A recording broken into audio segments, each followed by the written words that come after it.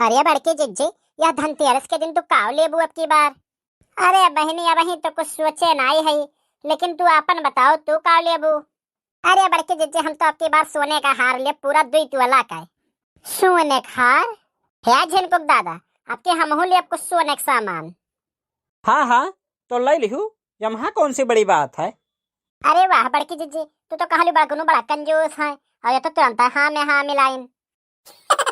ले सरवा, पूरे मोहल्ला में हमें कंजूस और निकम्मा के नाम से बदनाम कर रखे भाई मोटकी।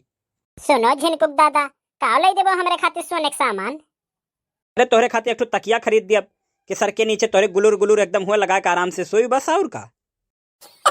अरे बड़की जिज्जी, ये तो कंजूस नहीं, ये तो महाकंजूस हैं।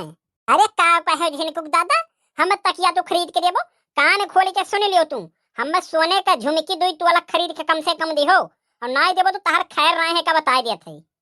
ए बड़का दादा, धनतेरस जब चलो बाजारे ना, तो हमरे खातिर एक ठो गुड़िया खरीद दिहो, बहुत सुंदर का। अब भाग तोरे माइक का कही, भाग यहाँ से। यहाँ पैसा पेड़ लगा है का कि जे आओ ते हिलाई लियो। है बड़की अम्मा, देखो बड़के दादा हमें डांट देना।